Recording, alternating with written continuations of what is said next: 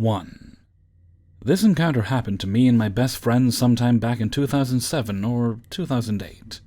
We were both women in our early 20s and sharing an apartment in a major metro area. Not a small town, but not a big city either. Through the short stretch of woods behind our apartment complex, there was a neighborhood of single-family homes. Typical suburban cul-de-sac American middle-class neighborhood. Except that this neighborhood was completely unoccupied. Like I said, it was right around 07 or 08, so the effects of the American recession were in full swing. A developer had bought the neighborhood and all the houses to tear down. They had built a nice new shiny street from the main road to the neighborhood, but money probably ran out before the homes could be bulldozed. At least that's my best guess, as there were several stalled construction projects in that area that had met the same fate. There was nothing in the immediate area in the way of shops, stores, or gas stations, just empty residential homes. A bit eerie, but nothing overtly creepy. Being young, adventurous, and having some daytime hours free due to our retail jobs, my bestie and I liked to go on walks in this abandoned neighborhood. There was a short path through some woods, and then you came out onto the main neighborhood street, which started out gravel and turned into asphalt toward the nicer end of the neighborhood with the bigger, newer houses. We'd walk up and down, shooting the shit, maybe surreptitiously hitting a joint, just being young and carefree. One of the homes looked to have a few acres of land, and there was a big field where we'd take blankets and go lay in sometimes. So on the day this encounter takes place, the sun was shining, and there was a brilliant blue sky, probably late summer or early fall, I can't remember exactly. AKA broad daylight. Like I said earlier, the neighborhood was a bit eerie, but on that day we felt pretty safe. We were on one of our midday abandoned neighborhood strolls when we see a car on the street headed our direction. This was the first time we had ever seen a vehicle there. It was a small blue hatchback. I don't know cars very well, so that's the most specific description I can come up with. Neither one of us get a good look at the driver's face, but we see there are two people in the car. All I can make out is that the driver is male, white, and has brown hair, wearing a blue and white raglan t-shirt. The car rumbles past us on that gravel road and out of sight. We continue on, thinking it was odd, but not that odd. A few minutes later, the car comes back from the direction it came, passing us from behind. It drives out of sight over this little hill, and we figure maybe they got turned around, since there's obviously nothing of interest on this road, except this abandoned subdivision. We continue walking for another couple of minutes. We reach the little hill, and as we get to the top, we see the car that just drove past us. The car was stopped on the road a little ways ahead of us, just sitting there with its brake lights on. That's when I notice the person in the passenger seat is gone. I find this odd and start internally questioning whether I even saw the passenger at all, until my friend says, "Wasn't there another person?" My hackles start to go up and I'm creeped out at this point. Something about the way that car is just sitting there idling, like they're waiting for us. There is nothing of interest behind us where he could have dropped his passenger off, which makes their absence very unsettling. I don't know how long we were standing there staring at this car, possibly with the driver's accomplice having been dropped off behind us, and the car in front of us lying in wait, but it felt like forever. I had a cold, heavy feeling in my stomach. My friend and I are both frozen to the spot. Hair on the back of our necks standing up. Mental alarm bells ringing. It's dawning on me that no one knows where we are. While I'm standing there, frozen in fear, my brain frantically trying to figure out how long it would be until my boyfriend would get off work and discover us missing. The car started backing up towards us fast. As the car accelerates backward towards us, my friend and I come to our senses and tear off towards the woods, cutting through the backyard of one of the abandoned houses. We frantically bushwhacked our way through the short stretch of woods and come out on the opposite side of our apartment complex and run like hell until we reach our building. I have no idea what that driver was doing, what their intentions were, or where his passenger disappeared to. Creepy driver. Let's not meet. 2. Many moons ago in the early 2000s, my friend Sarah was going to the local state college. Now, while the college was in the city, she lived out in the country with her father and would use the bus system to go to and from school. One afternoon after class, her and her friends went to one of their apartments to study for some exams. Well, being the young and responsible adults that they were, studied for maybe 10 minutes before things turned to a more festive gathering. After a few hours, Sarah happened to glance at the clock, which caused her mind to snap, "Hey, dumbass, what time is that last bus run?" Screaming profanities and prayers warding off her demise by her father, she quickly ran to the bus stop just in time to catch its final trip of the night. With a huge sigh of relief, she flopped down into a seat in the back and threw her headphones on. Lost in thoughts of what elaborate tales to tell her father, she hadn't noticed a little boy walking up to her until she noticed movement out of the corner of her eye as he sat down beside her. She somehow managed not to recoil at the sight of the child, because while the child was completely filthy and reminded her of someone from Deliverance, it was his creepy smile she remembered most. He just sat there smiling at her, until she slowly slid her headphones down, and the following interaction began. "Hello?" Hello. "Hello?" You're pretty. "Well, thank you." What's your name? Now, Sarah had this policy of never giving any personal info to strangers, but kids were usually harmless in her opinion. But every alarm bell was going off in her head. "Katie." That's a nice name. "Well, I like it." Then the kid just sat there smiling at her. After like a few minutes of smiling, the kid finally said, "You would make a great mom," and hopped down and walked back to an even more dirty and unkempt monster of a man, whom she could only assume was the boy's father, because just like his son, he was just smiling at her. When she looked at him, he nodded politely and kept smiling. She put her headphones back on and dug out a book to pretend to study, but she kept looking back and noticed both of them just smiling right at her. As each stop came up and went, she prayed they would get off, but as the bus began to empty of other passengers, she soon found it was just her, some middle-aged woman, and those two. The bus was beginning to slow for its next stop in a small town that had a series of restaurants. She couldn't take them anymore and decided that it was safer for her to go to the McDonald's and wait for her father than to sit on that bus any longer. So she gathered her things and prepared to disembark. As she allowed the woman to pass, she noticed a man gathering their things. "Oh, hell no," she thought. But she didn't want to make it out like she was trying to avoid them, so she moved to the seat near the front and sat back down. To her horror, she watched as the man and his son took another seat and sat back down, still smiling at her and nodding. Her anxiety was through the roof at this point, as she watched more stops come and go until her stop was coming up. What was she going to do? Her mind raced. As the bus came to her stop, she gathered her things again and watched in horror as this man gathered their things. Instead of getting off, she sat back down, behind the driver. "How much further till the end of the line?" "3 more stops." Sarah began to lean in and told the driver about the man and the son, and asked if it would be possible to have the police there when they arrived. The driver looked into the mirror and then told her he'd take care of it. Sarah glanced back at her, and her heart jumped into her throat, as while the little boy was still smiling at her, the father wasn't. She described it as the look a parent gives their child when they've done something wrong. "And wait till we get home."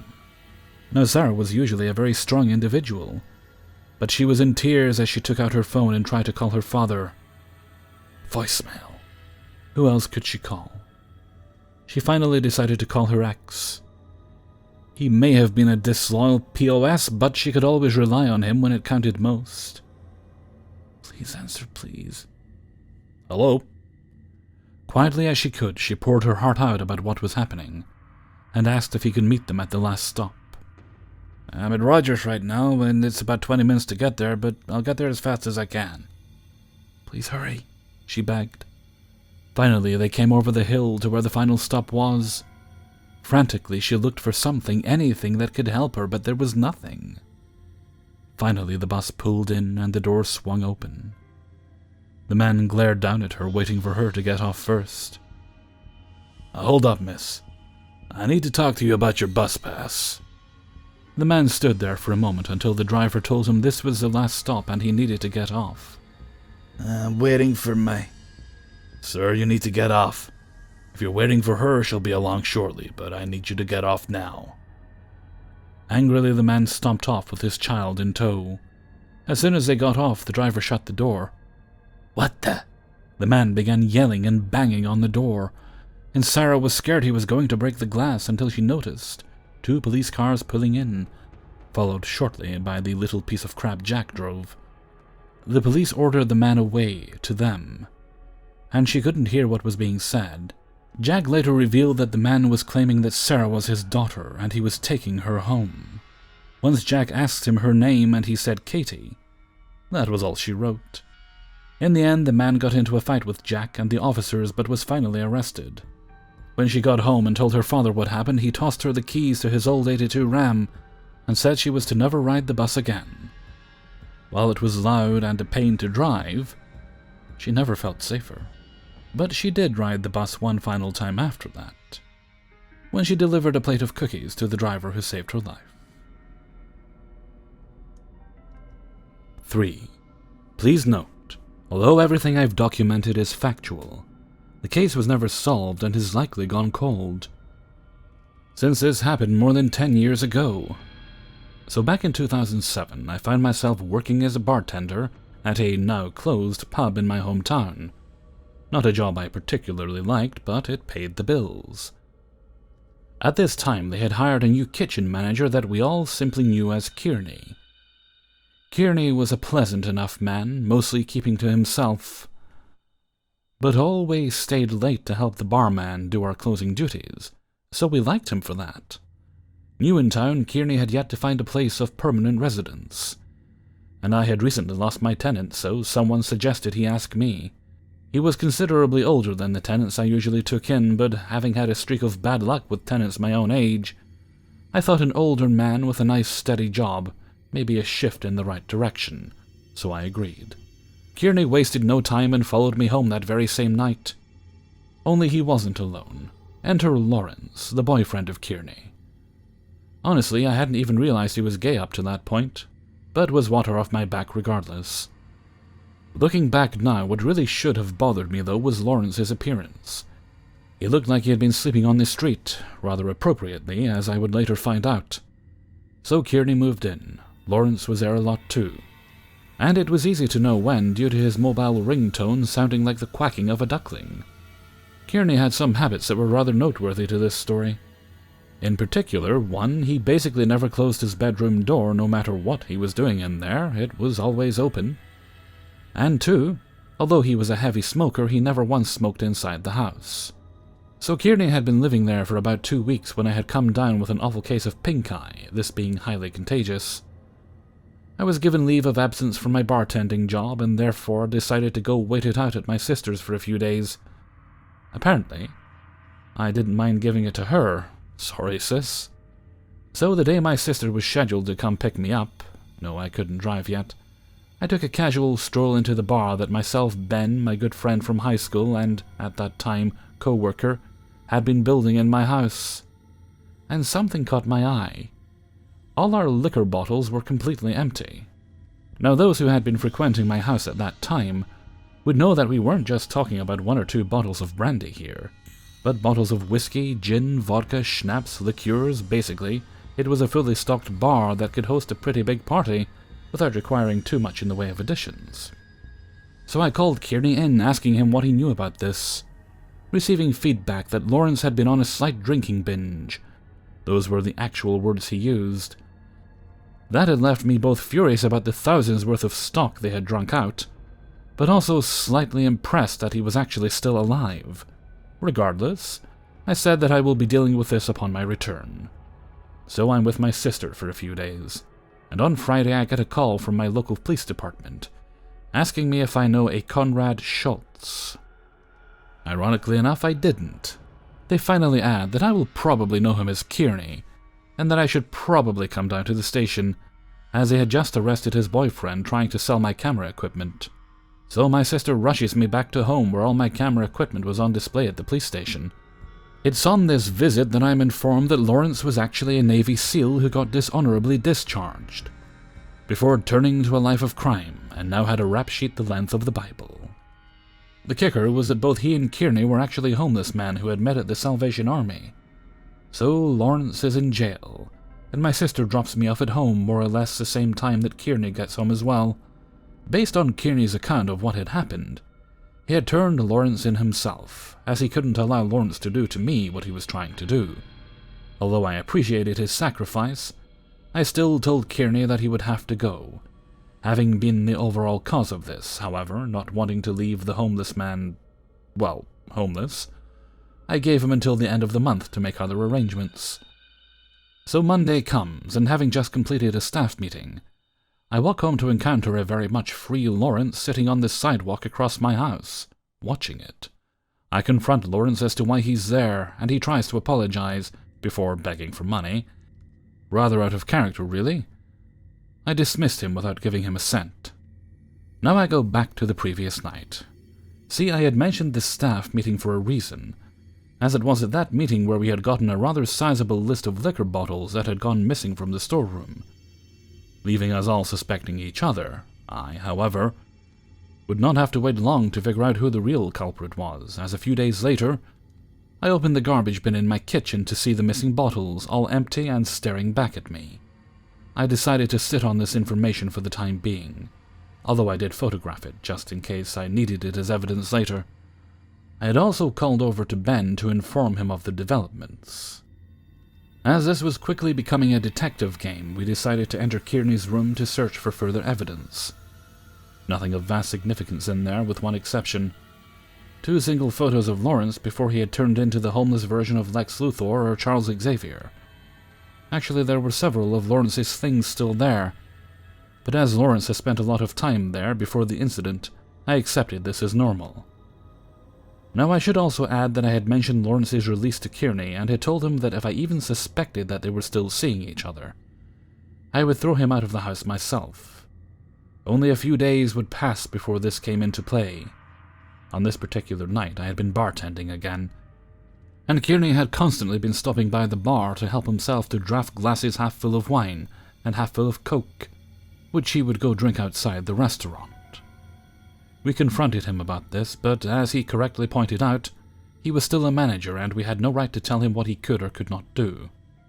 On his 4th trip, however, I had grown suspicious and decided to follow him outside, where I encountered Lawrence sitting outside, sharing the half-Coke, half-wine concoctions with Kearney. This pissed me off. So the next day I returned to the restaurant with my photographic evidence that I handed over to the general manager, who was also kind of a friend of mine. Although I hadn't physically seen it, I had heard the confrontation through the office door when he fired Kearney. Kearney left, obviously upset, and apparently had no idea that I had been the one who had turned him in. So we had closed early that night, and I was walking home, going past the high school. I saw Kearney coming from the opposite direction. He walked past me, literally only saying 2 words, "I'm scared," before disappearing into the darkness. That would be the last time that I would ever physically lay my eyes on Conrad Schultz. So we reached the final week before Kearney's eviction was to take place. Ben had come to stay with me for that duration, as we both wanted to monitor the situation and make sure that nothing else happens. It was in this week that Kearney's behavior suddenly changed. He was constantly smoking in his room, and his door was closed 24/7. In fact, neither Ben nor I had caught so much as a peek of him in that entire last week, which we hadn't thought much of at the time. So the day of Kearney's eviction comes around. Ben had gone home for a few hours, and I finally hear Kearney's bedroom door open. Someone walks out of the room, opens the front door, and leaves. I follow him outside, but somehow he had already completely disappeared. What was left, though, was his house keys, indicating that he obviously wasn't planning to come back. I took a look at the keys, noticing something strange. Although the correct keys were all on the keychain, there were also several that weren't mine. Why would he leave me the wrong keys? I remember thinking to myself as I walked into his room. His room was a shock, not because of the state it was in. The 2 had broken his bed in an act of wild monkey sex, But I had known about that already. As I said, he never closed his damn door. But more than that, he had literally left almost all of his belongings behind, with one exception. You guessed it. The 2 photos of Lawrence. Upon further investigation, I suddenly realized that all traces of Lawrence ever being there had completely vanished, with all of Kearney's stuff left behind. There was one thing of Lawrence left behind, though. His duckling ringtone, which it turned out hadn't been so much of a ringtone as an actual duckling, which now strolled around casually in the vacant bedroom. We named him Neville. So Ben returns and gets updated about the developments, both of us thinking the way he left was rather weird. Of course, the whole thing had been weird. It was only when I asked the infamous question that all this became a conspiracy theory. Did you actually see Kearney in this last week? It was to our shock that we realized that neither of us had. Suddenly putting puzzle pieces together. The changing habits, Neville the duck, the wrong keys, only Lawrence's stuff being gone. It was to great discomfort that we both asked the question, who had really been living in our house this last week? During the next few days, Ben and I went on a mission, searching the town, crawling into drain pipes, trying to find any trace of Kearney's whereabouts. But they all added up to nothing. Conrad Schultz had simply vanished off the face of the earth. That wasn't the case with Lawrence, though. No, he was still around. Having made some new homeless friends, we encountered him several times begging on the streets. I asked him every time, "Where's Kearney, Lawrence?" but he acted like he had never heard of him. The last time I would see Lawrence was across from work, attempting to break into a car. I had called the police on him, and they had arrived rather quickly, arresting him on the spot. While he was being led away by the police, I shouted after him one last time, "Where's Kearney, Lawrence?" But he just ignored me and let the cops drag him away. The next day I filed a police report, reporting Kearney as a missing person and suggesting that Lawrence may know something about it, but nothing ever came of it. So Lawrence, I don't know if you did something to Kearney or not, but if you did, let's not meet again. Hey everybody, Hellfreezer here, and thank you very much for listening to 3 True Scary Stories, episode 424. And thank you very much to everybody who allowed me to use their stories in this video. Right, we are nearly, we're over halfway through August now. So if I want to take a week off in September, I should probably begin making preparations for it now. Yeah, that's probably what I'll do. It's 1, 2, 3. Yeah, it'll be about 5-6 weeks away. I'd want to take off the week of the 16th through to the 22nd. Yep, so I'd better begin working that now. I'd better be a bit more sensible when I do it this time, though. Usually when I'm doing these, make 2 weeks worth of videos in a week kind of things, I tend to rely too much on snacks and energy drinks to get me through it. Then I do have a nice week off, but, it's not really good for your body, all that. And I'm trying to be healthy freezer now, so I must be more careful, more mindful of what I'm doing.